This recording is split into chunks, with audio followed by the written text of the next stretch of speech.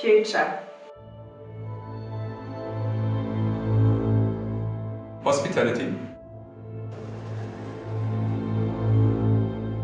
Sustainability. Innovation. Awareness.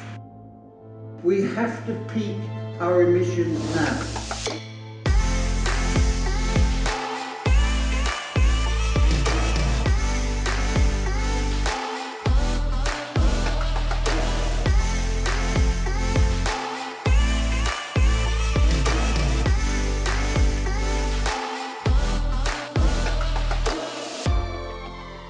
The Sustainable Development Goals are vitally important to the future of humanity. And there is no magic solution. And we have to work together in order to deal with it.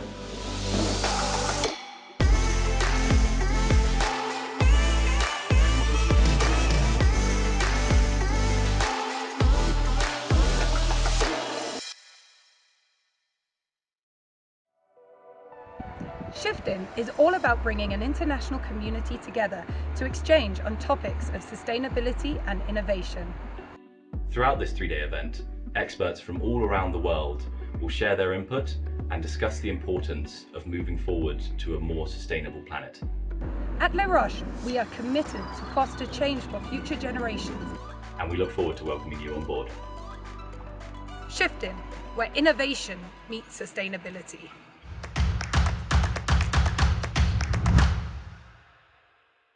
Good morning everyone, and welcome to this first session of Shifting 2020. Today we are broadcasting live from Crans-Montana to everywhere around the world, and we are thrilled to have you with us. During this keynote session, all attendees are muted, and we kindly ask you, if you have any questions or remarks, to make use of the question function within your GoToWebinar dashboard. Our moderators will make sure the questions will find their way towards the speakers. For our first keynote, we would like to welcome Professor Dr. Anna Grichting. She will speak about co-creating and regenerating our planet for a peaceful and purposeful future. Before we hand it over to Dr. Grichting, we would like to talk to you about her expertise and background. She is an architect and urbanist who graduated with a Doctor of Design in Urbanism from Harvard University. Her academic experience includes teaching and researching as a professor of the Universities of Geneva, Harvard, MIT, Qatar and Vermont. She has published books and papers and organized numerous workshops, exhibitions and events. She is also the recipient of various research and cultural grants. Her teaching and research focuses on co-creative, interdisciplinary, holistic and regenerative system-based approaches to urban and landscape design. Now that you know a little bit more about her background, it's time to find out what can be done for our planet to be more sustainable and therefore lead us to a more peaceful and purposeful future. The floor is yours, Dr. Grichting.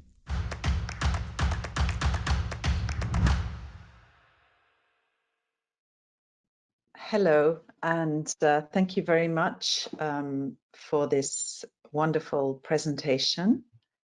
And it's an immense honor to be invited to present at the Shifting conference. I hope you can all hear me. And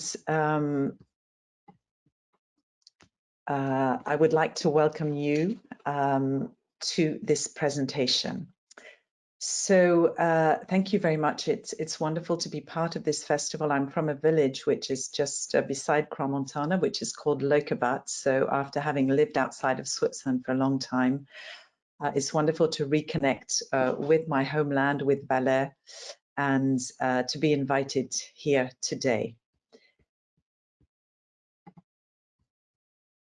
So I hope that you were able to hear my my introduction. I think the webcam wasn't working, so I will start with my presentation.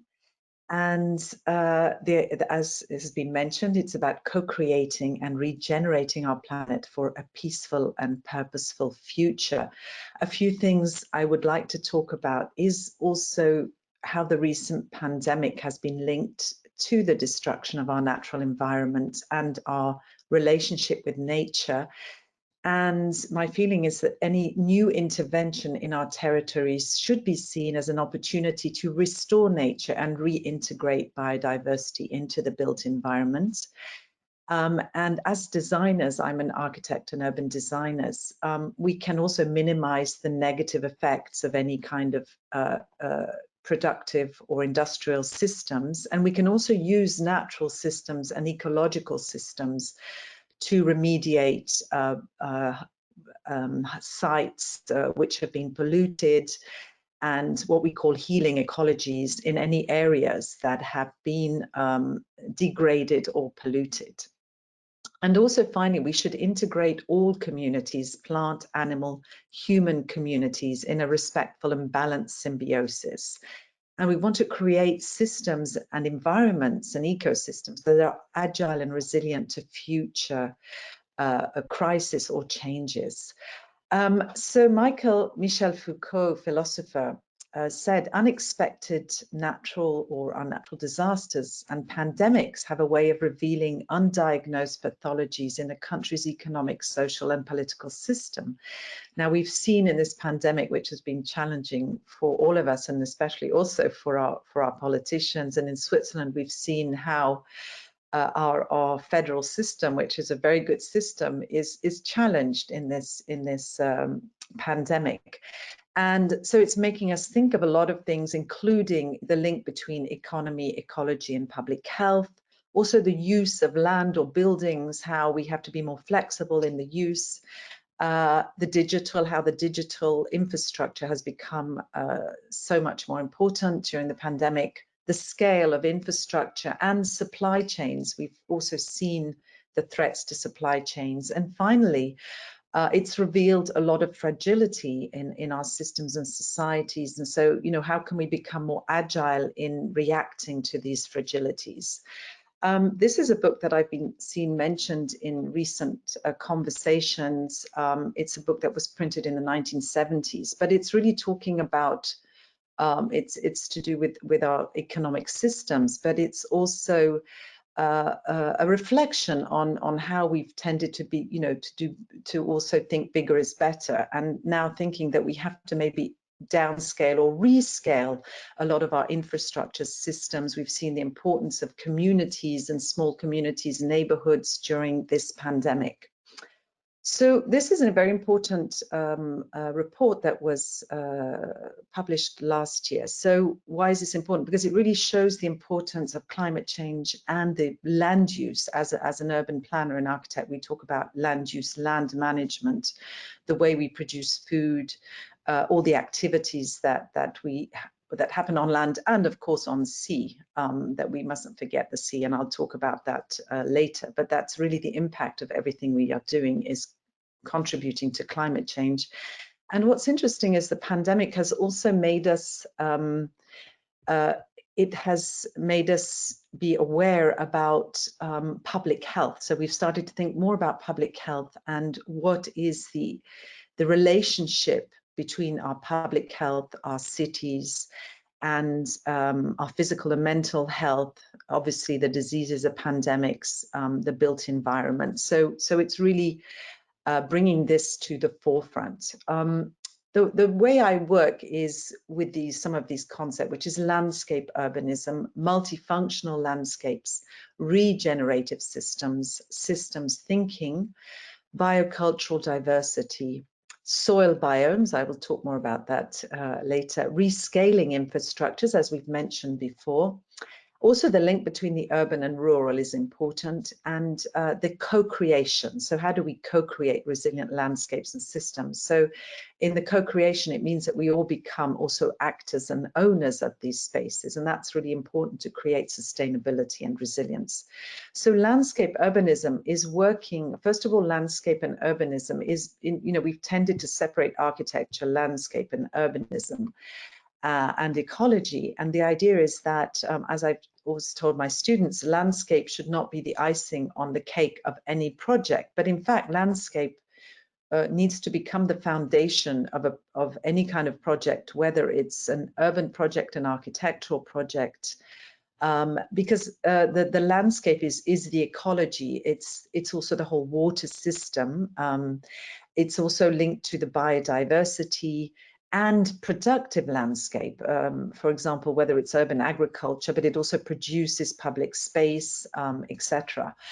So the landscape urbanism is really relinking the disciplines to create more resilient and more sustainable projects. And we're also talking about regenerative systems. Of course, we talk about circular economies today, so it's very simple. The idea of not having inputs of materials and outputs of waste, but really having regenerative and recycling circular economies and systems. So this statement is something that I really believe is that our future as humans and the future of our planet and our landscapes will not be determined by our economic growth and territorial expansion, but by how well and how fast we can regenerate our ecosystems, of which we are a part. So I think that as at least designers and architects, but I think possibly everyone, we should also all be looking at how we can really heal and regenerate our planet. So we know that there is no planet B. Of course, there may be life, elsewhere in our galaxies, but this is our only planet. And so I've organized the presentation around these Bs. So why do I talk about beyond? Because we've talked a lot about the Anthropocene, which is really this moment in our history where humans have had such a large impact to the point where we're risking the tipping point of this human impact on the planet. So why beyond? Because beyond means we have to do more than is expected. Let's say we can't just be passive. Let's say we used to talk about passive energies and passive ways of intervening, but we have to really do more than is expected of us to be able to confront all the challenges we have. And the link with the crisis of the Anthropocene is this idea that microorganisms are leashed from their animal hosts. And we are also a part of nature. So in fact, we're also part of all these systems and microorganisms. But the idea is that because we have not really been keeping this balance between the humans and our ecosystems and natural systems, perhaps this crisis has revealed how we have to reconnect this web of life in a more resilient way. And this sort of sums up this idea that we've been at the top of the pyramid or at the top of the chain and dominating nature, and that we once again have to become a part of this system of nature rather than wanting to dominate it. And one of the concepts to achieve this is what we can call a balanced symbiosis, and where projects or any kind of system or structure should integrate plant, animal, and human communities in a respectful and balanced symbiosis that is agile and resistant to future threats and changes. So the Symbiote Scene, we could say, well, are we going from the Anthropocene to the Symbiote Scene? So, which means that instead of dominating nature, we will be really designing in symbiosis of nature. And so, also some of people said the balance scene or the mutualist scene. Maybe there are other ways of saying, of finding words to describe this. But it's the idea that we're moving towards an era where we will be working with nature and not against nature. So what is biophilia? I think this is an important concept, and I was really blessed to meet E.O. Wilson, who coined the term.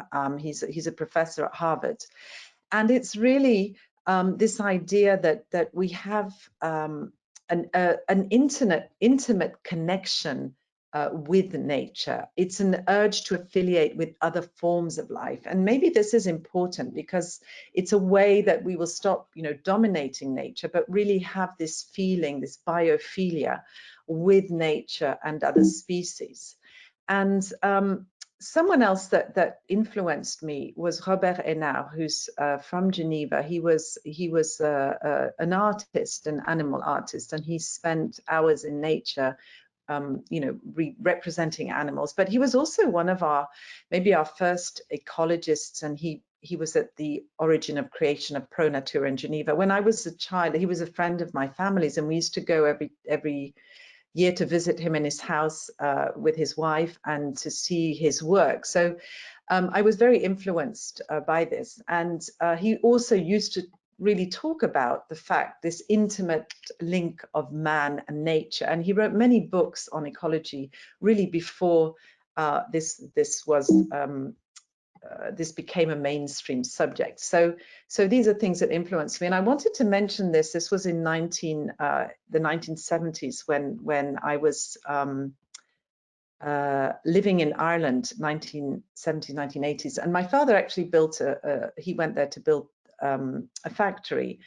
And what he did was, there was a lot of landscaping around it. And instead of just, you know, growing grass or creating some kind of landscape, he gave it to a farmer so the farmer could grow food. And what's interesting here is, because I've started to work on food urbanism in the last years, but it was interesting to see that he'd already had this idea of how do we, you know, find this multifunctional landscape and actually use the landscape to produce food. So biodiversity is an important part of the work that I do, and we know this report as well about the decline of species. So this has been reported. There's many facts about this, and we know that now in Geneva and everywhere, biodiversity is being integrated. This is the UN. They now have sheep grazing on these prairies. So the prairies bring biodiversity, and then the sheep come and graze. And there's a lot of now in architecture and urban planning that we're starting to look at that also in teaching students, you know, co-creation with animals. This is from the Architectural Association in London. And looking at nature-based infrastructure. So in any kind of infrastructures that will be bioadaptive and will foster biodiversity. So we're going to talk now about biomes, and why, because we, you know, how we talk about this link between nature, biodiversity and disease, and how these diseases are, you know, transferring from animals to humans. But it's also important to talk about the immune system, because we've obviously been talking a lot about the immune system. So here it's interesting to see that a lot of research has shown how the soil biome and our gut biome, which is linked to our immunity, are very much linked. And so a healthy soil biome will also induce a healthy gut biome in the people who are living in these ecosystems. So we see really this link between the systems. So here we can see some diagrams. So does soil contribute to the human gut microbiome? So it's really important when we're designing, and what we're doing with our soil is really going to have an impact not just on animals, but also on ourselves. So soil is something that has been, I think, very much neglected. And here I just wanted to transition. This was saying, you know, let's build immunity and not a wall. This was obviously during the recent elections in the US. And so I'm going to transition now to my work on borders. This was a subject of my diploma, my PhD. And I did my architect's diploma on the Berlin Wall. And just as the wall was falling, I designed a project for the Berlin Wall. And I found out about Herbert Zukov. So this is really explaining also how any crisis is also an opportunity. He was studying biology in Berlin in the 70s. And when the wall was built, he could no longer go out into the countryside to study nature. So he really actually invented urban ecology. They started to look at the wastelands in Berlin as field laboratories for future cities, and to start to look at wild nature in the city. So it's interesting how this confinement in Berlin actually gave rise to this opportunity and this study of and invention of urban ecology. Now, we never would have imagined that 30 years later, you know, the borders would close again, and we're currently in the same situation. So we've seen that, you know, cities being locked down, countries being locked down, borders closing again, something that we might not have imagined. On the other hand, what we've seen is all sorts of wildlife coming into cities. These are deer in Japan. You might have seen these images of goats, roaming around cities in Wales, pumas in Chile, and even coyotes in Los Angeles, a sort of rewilding of the urban realm. And so this brings me to an artist that I greatly admire and that has accompanied my research, and Joseph Boyce. And he, many years ago in the 70s, this is another coyote in San Francisco during the lockdown. He actually had a performance in America. The first time he came to America in 1974, he was transported from the airport to an art gallery, and he shut himself up with a coyote for several days in the art gallery, and then he flew out. He never touched the soil, actually. And this was actually talking about the whole relationship of America with the traditional cultures and traditional people, and the coyote obviously is very linked to the Native Americans. So he was already bringing up this whole reflection about how we relate to indigenous people and nature. And what we don't maybe remember about Joseph Boyce is he was actually the founder of the Green political party in Germany. He saw that art was social activism.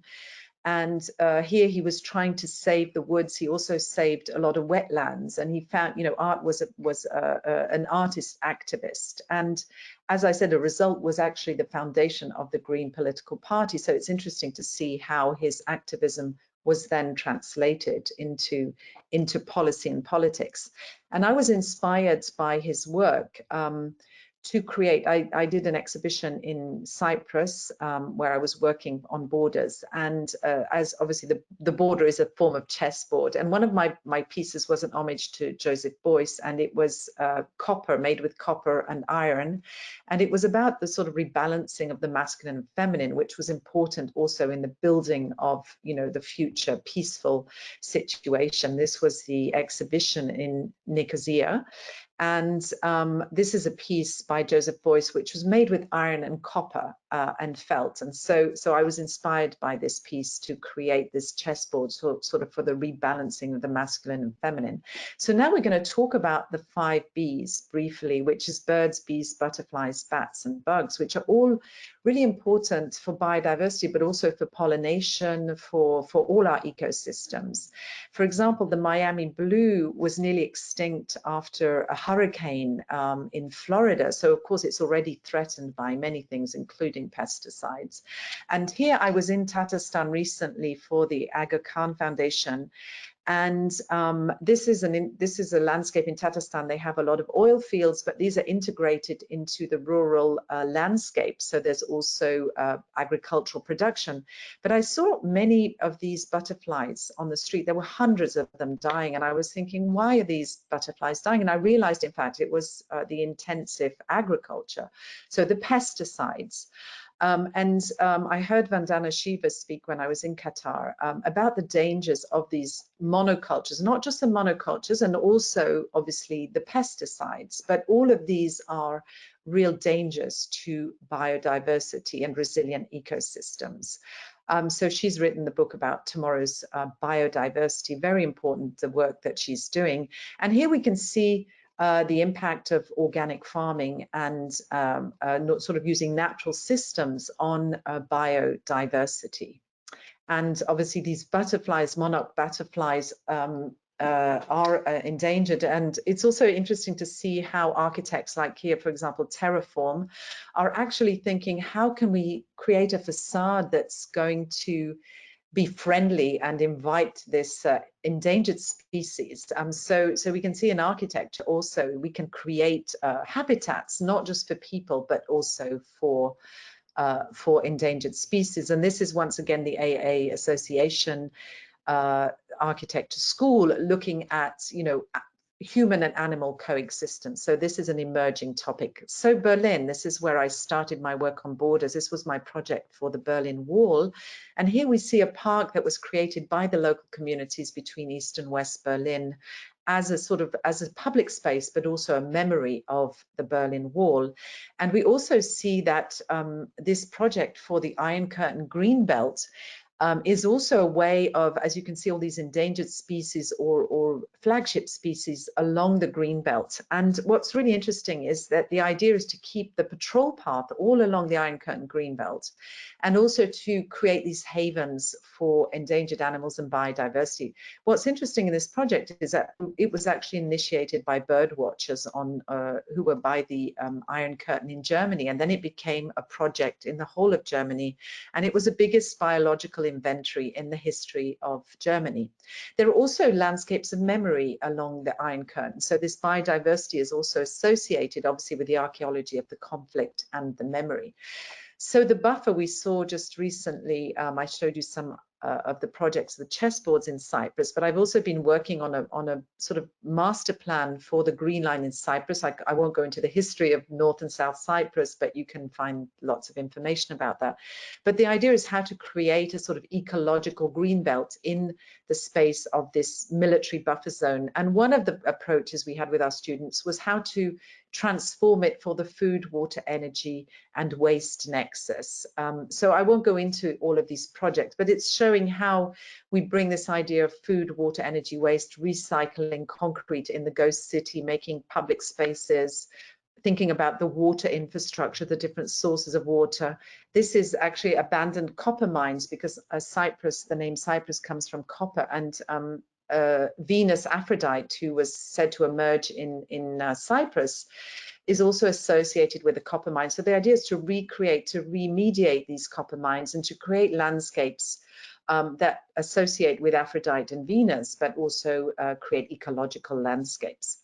So in Boston, I worked on this project with my late husband and students from the Boston Architectural College and also the community. And this was obviously before the Black Lives Matters, but Frederick Douglass had an office in this area where we lived in Lower Roxbury, but there was no memorials to Frederick Douglass. So we created a pocket garden here for Frederick Douglass, and with the community. So there was community leaders, architects, educators, activists, etc.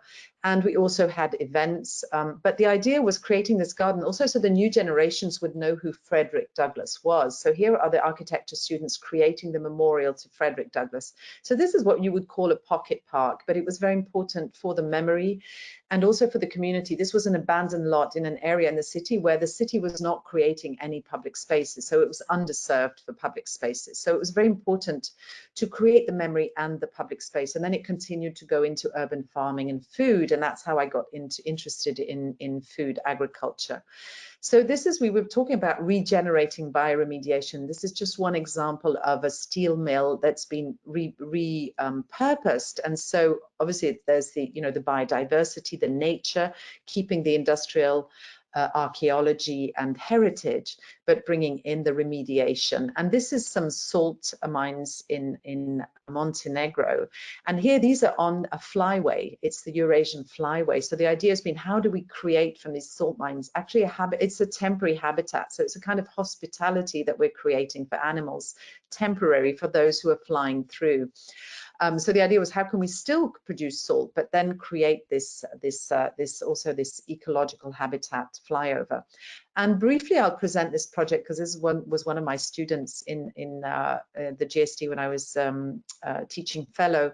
And so what's interesting here, it's a new building, but it's a landscape that's been created on this university, and it's mimicking sort of the rice field. So it's using the stormwater, recycling the stormwater, and creating these rice paddies. So it's educational, but here you can see the system of water, managing the water and how it's cascading through the rice terraces. So creating the food and creating landscape, and also creating educational landscapes. This is Turanscape, so they also work with ecological remediation and productive landscapes. And this is Kong Jianyu, who was also did the program, the Doctor of Design at Harvard. So these are people that I also learned a lot from. And it's really looking at how to remediate the degraded ecological systems. So finally, I'm going to also talk about Qatar, the Persian Gulf, where I was for many years. And there was a blockade in 2017. And there was already a lot of food insecurity in Qatar, but the blockade actually cut off the country from the UAE, Saudi Arabia, etc. And the crisis meant that they had to rethink all the sourcing of food and many other goods. So in a way, it was an opportunity, because we now said, you know, how the Saudi-led blockade prepared Qatar for the pandemic, because in fact, during 2 years, they really worked a lot on becoming much more resilient and independent, especially as regards food. So I had began working on the food urbanism when I came to Qatar in 2011. So I'd already been working on this with my students for many years, but there we saw that there was an increase of 300% in the production of Qatari farms. And also the opportunity, they did bring in some cows into Qatar. Personally, I'm not sure that's you know, the right solution, but they were experimenting a lot. And I think it's also the idea of saying, okay, what are other superfoods, or what are our sources of protein? I think there's also big questions about what we eat, the nutritional value, where do we get proteins, and you know. So also looking at new foods and superfoods and changing diets, seeing, you know, what is the carbon footprint of what we eat. As I was there were already organic markets, organic farms who were delivering this food, these vegetables to my house. So there's already some small pockets of this. So this led me to the research grant, the MNEX. This was an international research grant with other universities around the world.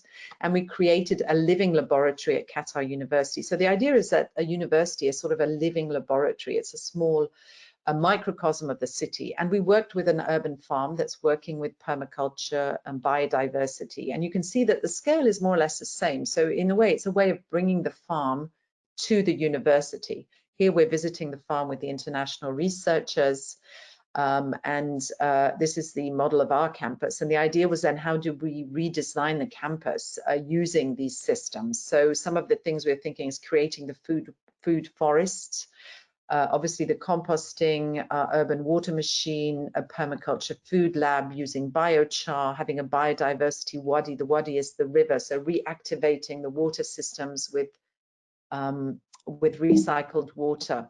So a lot of different scenarios we're working with, and creating what we call an edible campus, so integrating food, but also always biodiversity. So I've always worked on both, because we can improve food security and grow a lot of food, but we can also destroy biodiversity. So it's always important to associate them. And the food forest is one way of creating the biodiversity, but also called companion planting, so that we don't need herbicides or pesticides. And also creating the shade. Obviously in the desert, you need to create different shade systems to grow different foods. So here we are visiting the campus, and these are actually water systems. You can see in left and right how, using these permaculture water systems, you can create very lush systems. So here we are with the permaculture specialists. We also created a composting pit. There was no composting being done on the university, very little in Qatar. We brought a specialist from Chicago, and here we are with school children, architects, with our students, with the Nepali workers, with the gardeners, the engineers, the researchers. So it was really important to involve all the communities, because the Nepali workers, a lot of them come from farming communities. So the idea is creating spaces for everybody on the campus, community. So we're also designing community. We're designing the spaces, but we're designing the communities. Here we are with the gardeners. So the gardeners are also learning a lot about these permaculture systems. This is a garden we created in the Female College of Engineering. So this is the design by our students of this edible garden. We worked with Environmental Science Center, did soil analysis, climate analysis, what kind of plants can grow, what shade they need, etc. So it was a very in-depth study with scientists, with our students, with specialists. And we had a case study with a certified permaculturist, Paige Tantillo. And this is her compound house. So she used the water directly from the washing machine to grow all these edible plants. So it's possible, but with very low tech, low, cost. And she grew bananas, etc. So we had a case study of everything that you could actually do in a very small compound house. Blues. So what is blue? This was something that I started to talk about in Qatar as well. And it's not just about water, it's blue about water, but it's also as Sylvia Earle said, everyone everywhere is linked to and dependent on the sea. So it's also to do about our relationship to the ocean, and the fact that that 2/3 of our population lie near the shoreline. And I published also an article about this, blue design. So it's also about, thinking about water, but also about biodiversity. This was a wetland, constructed wetland that we were trying to save in Qatar.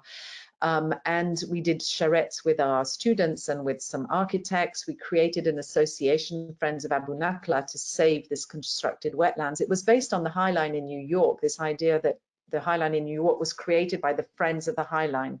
So on the one hand, introducing the students to the importance of finding projects that need to be designed and not just waiting for them to come to us, but also the importance of this bottoms-up initiatives and empowering the students to take also the initiative of bringing projects to the authorities.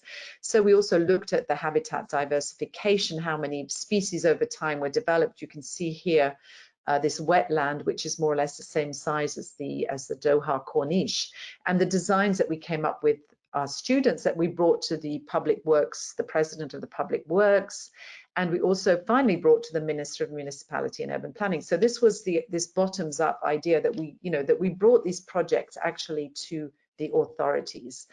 And so I think this is also important, is building community, creating community, designing community, and then bringing it up to the authorities. And this was also blue design. We were redesigning the Corniche of Doha through water, energy, waste, urban food, and creating more resilience for climate change and sea level rises. And here you can see there's also oyster reefs, oyster production, floating farms, bringing in seawater. So it's also using halophytes, using salt water, saline agriculture, instead of using all the energy to desalinate the water.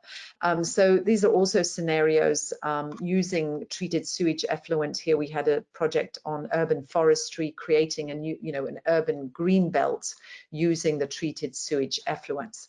So I'm going to finalize with, why did I say beds? Because we're in the bees, and to talk about hospitality, because as Les Roches, this festival is to do also with hospitality. And I'm not a specialist in hospitality, but really saying, what is hospitality and in the 21st century. And I was already interested in Qatar in working with hotels, to grow their own food. So these are some examples that we can see around the world of hotels these are in Jamaica and India. And this is also bees, actually, some hotels having bees. And what's interesting is we were looking at bees and butterflies before, but what's very important is that we often think that cities are polluted, but we found now that with the amount of pesticides being used in rural areas, that often the bee populations are actually healthier in cities because we don't have all this intensive agriculture and pesticides. So it's interesting to see the role of urban cities in biodiversity. These are other examples. But also what was interesting is adapting to new and unexpected realities, hospitality in times of crisis. This is actually a publication I made in 2004 on Beirut called About Herbicide, but this was actually the famous Hilton in Beirut, which was used, actually, the hotels were in strategic locations and were actually, part of the, used for the different militia. On the other hand, they were also the safe spaces for the journalists. This was the Commodore Hotel where all the journalists were in Beirut. And this is in Cyprus where I've worked. So this was the inn, the Han, that was built by the Ottomans. And then when the British came, it was turned into a prison. So we see, the multiple uses.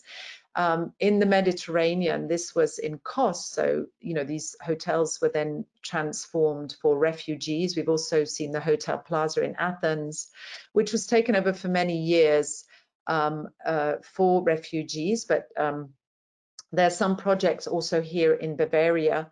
And the government of Germany actually, took on some hotels, and there were artists and refugees together, and they were running the hotels. This is these are also hotels being transformed in India into beds for COVID. So we see designers now working on, how do we temporarily use these? And this is in Geneva, the Belle Espérance actually was housing women and who were homeless during the COVID, housing the homeless women. Also, what we call Nightingale courts, because there was such a backlog of cases during the pandemic. Some hotels were used for what we call Nightingale courts. So what I was trying to find out, what are the new trends? So these were just some that came up. Health and wellness, of course, that's one of the major things that's come up during this pandemic. Biophilic design.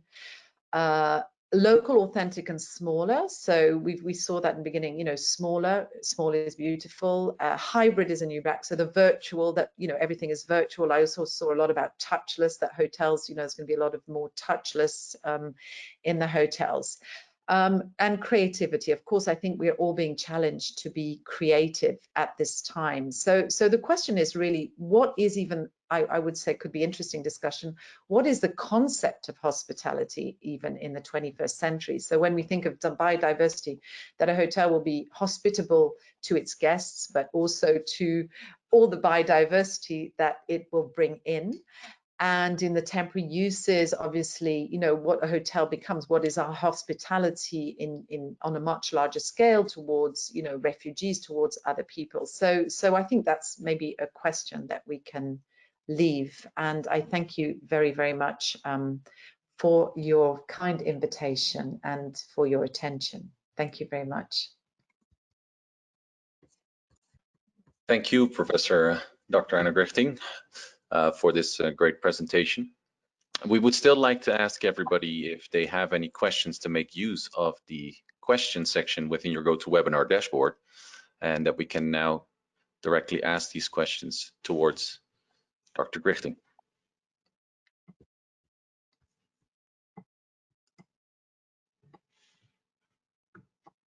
Yeah, I'm happy to take questions. You can leave your camera on, if you will, so people can see you. Okay, sorry. I think I was trying to stop the presentation, but I think it was the webcam. Yes, okay. Here we are. Thank you. All right. Sorry about this. Okay, so yes, I'm happy to take any questions from the audience. We already had a question coming off Suzanne Kaludis Ebener, who was asking whether you lived in Leukerbad, and then you just mentioned it, and she said that she was living there in the past, and her dad was a doctor there. So that's the link. Oh. Maybe she's seen you at some point. So. Oh, very interesting. Right. Okay, I met someone else in Geneva who lived there because their father was also a doctor there. So there you go. yes, well, unfortunately, I haven't. But I've spent often, a lot of time there. Maybe less when I was in Qatar and the US. But I grew up in England and Ireland, and so, but we would always come home for Easter and Christmas. So right. My grandfather was there, so I've been going regularly, but I've never lived there. But it is my home village. Yes. Excellent. And my ancestors come from there. My great grandfather was a mountain guide. So definitely, I have the mountain heritage, and my mother is from Berlin, so I have the Berlin heritage and the Leukerbad heritage. Excellent. So we have some questions that just came in. I've had Ms. Favre-Boel who's saying, thanks, Anna, for this great presentation. Where was the steel mill? Oh, yes. Sorry, that was in Minneapolis. I can, if you like, I can send a link for more information. Yes. But there are many projects like this. There's also a very famous project in Germany, which was created by the IBA, the Internationale Bauausstellung, in the Ruhr area. And so Germany has some interesting examples as well. I mean, I gave that one, but there are other examples of this sort of industrial archaeology, and also the sort of the bioremediation, the biodiversity, where we create new landscapes, but we keep the industrial archaeology and then we reuse it or repurpose it. Right. We also have another question of David Teusser, who is saying, how can I donate to the cause? can you otherwise provide us some links that we could potentially put some donations in? Oh, well, that's a good question, which I haven't at all thought of. So You jumped yeah. jumped the gun there, David. That's really great. That's good. How do So I- thank you. Because yeah, definitely. Yes, but if you contact me, I'm part of a foundation. Yes, where you could definitely donate. But I have to prepare the link. I haven't put it in my That's fine. Well, we presentation. can take this offline otherwise, and then we can share that later on at a later point of time in one of our communication channels that that you can then also get some donations taken for that. I have Yes. another question coming off Shansan. Thank you for your question. In terms of sourcing sustainable furnishing for hotels, do you have any advice? Well, I think is probably the first step would be to if you're working. So you're talking about furnishings, is that right? You said furnishings. Correct. Yes. Correct. Furnishings. Yeah. Yeah. I would probably say to work, if you're working, with architects, is probably finding, the architects who are working in this, working with these materials, because there are now architects who are really working with, sustainable materials, Right. exploring all of this. So that would be the first thing. But I think there's a lot of information and a lot of sources. But I think, yeah, finding probably the right person who can, because it depends where you are. Should you And go if you want to, local? Because well, I that's mean, the thing. That's what I'm saying. If you want to be sustainable, you want to try and avoid, having to ship it all over the all over the world. So if you were in the Valais, I would say I'm sure there are some architectural firms, and then also some businesses. And but that's interesting, because I think these conversations are always good, because all these questions now have made me think about what I need to think about and prepare. But maybe there are things to create. I think these kind of forums and discussions, is to say, maybe to sort of start creating platforms and resources. So let's say, for hotels, for example, in the Valais, if we want to become sustainable, where do we find the resources? That would be something. correct. Yeah. Does it exist? And if it's not, it could be interesting, to think about these things, because they're important. Having to connect the dots between the suppliers and then the designers and etc. And I would say maybe there will probably be more options getting available as time goes by, because I feel more people are becoming more sustainable aware, let's say, and they would like to have the knowledge to know that what they're having in their household is actually coming off a reputable source. So I think in the future we'll probably see more options sprouting out, and I feel people are probably seeing the Yes. need to go back into a more sustainable way of doing things. I have another question coming off Amir Hussein Salamatain. I don't know if I said that correctly. Apologize if I did not. He says, Professor, thank you so much. How can we change the tourism industry by using biophilic design? Well, I think I think it's starting to think. Depends obviously where you're situated in the tourism industry, but I think it's thinking about trying to think about all species in anything you do. For example, if you have a hotel in a certain area, is to start to be interested in, as I was saying, this idea of hospitality is that you're obviously welcoming guests, but you're welcoming then all the species. So you start to say, okay, well, what kind of species are there around here, and then what kind of endangered species maybe you have. You might not realize that there are certain species that are more fragile. So one thing is to think about this, and to think about that even in the landscaping, because if you have green grass with lots of herbicides and you use pesticides, well, obviously you're not going to be very hospitable, to all of these different species. So I think it's really starting to think about that. And if you have, having, you're growing your own food, having kitchen gardens, well, then doing this, with this permaculture approach, because the permaculture approach is the companion planting. You're going to have more and more different species. You're going to also integrate the animal species, the biodiversity, etc. And then, of course, as we were mentioning before, is the materials that you use is to minimize, what is going to give, waste, toxic waste, etc.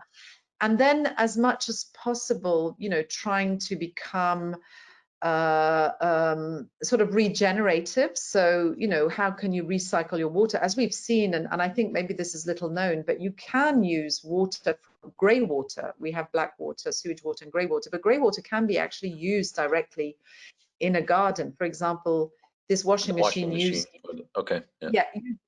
organic products to wash, and then that goes directly into a garden. So all of these things can be done, and so I think there's a lot of different approaches. It's starting maybe to see the whole hotel as a system as well. I mean, of course, you always see it as a system from whatever point of view you're looking, but trying to maybe integrate more of these factors into it. And then I think maybe another thing that I think is important is not to forget the people and the different communities and what role they might play in that as well. When I was working on the campus in Qatar University, the fact to include all of these people, and often they also have knowledge. I think a lot of the knowledge and the conservation and all of that, it's not just specialists. It's everybody. Everybody can have knowledge about or creates knowledge about about nature and about biodiversity. We work a lot more now with citizen science and crowdsourcing, and so I think it's really involving all the people in your organization into this new vision, that they're all part of it, and then they all start to become the caretakers and the observers and the scientists and in the end we all have to get on board. This is it. There's no time to waste in that sense. I'm sorry if I could just, I'm sorry to interrupt. Go ahead. Maybe this idea of biophilia that I mentioned earlier, this idea that maybe it will reconnect us, that we will reignite this connection that we have as well, this really intimate connection with nature. Right. So seeing the time, we have time for a couple more questions. There is a question coming in from Jake Witzenfeld, and he says, I'm interested in how we can be transforming fast fashion industries into more circular and sustainable systems. I wonder if you have any recommendations for further reading, or who or which institutions are doing the best research into this.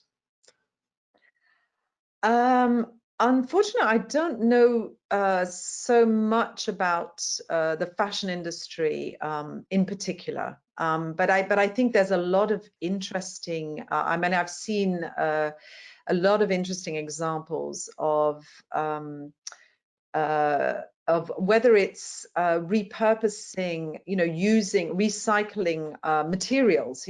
First of all, obviously we have there's the second-hand stores where we take we can recycle, but there's also second-hand apps now. You have even apps now that are selling second-hand clothing that are really big and upcoming. Oh, okay, yes. Oh, I didn't know so much about the apps, but then there's those who work with, just using recycling actual materials and actual clothes, so that's I think that's another important approach. But I think there's a lot going on. I'm sorry I can't give you anything more specific on the fashion industry, but I know that there's a lot of interesting, very interesting work going on, and possibly if you look into, I think, some of the leading schools, because I think, as I showed. Often they're doing very cutting edge work, the fashion and design schools. I think that would be a good source. They often do a lot of interesting research. Okay. Well, just to round it off, seeing the time, we just have one final comment. Unfortunately, I didn't manage to get to all of the questions that you guys posted. Thank you for that. We'll try to see if we can get them answered afterwards.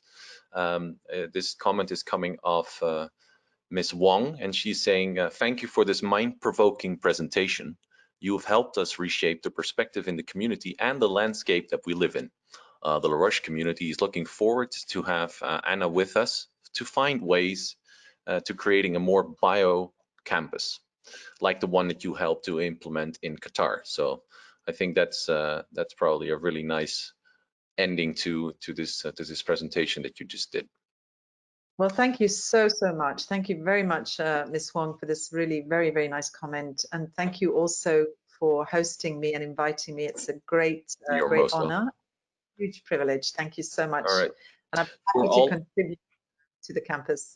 That's great, and we hope forward that we can continue this partnership with you as we move along into hopefully a more sustainable future. Thank you so much. You're most welcome. And thank you everyone for the questions and interest. Thank you. For all of those that are not having yet signed in or registered for our afternoon session, we will have another afternoon session starting at 1 Central European time with Mattea Kramer. And she is the Senior Business Development Manager at Microsoft, and she will have a keynote about how can technology support sustainable innovation.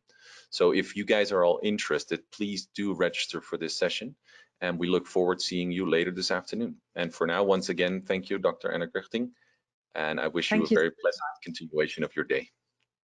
Thank you very much. Goodbye, everybody. Thank you. Bye-bye, everybody.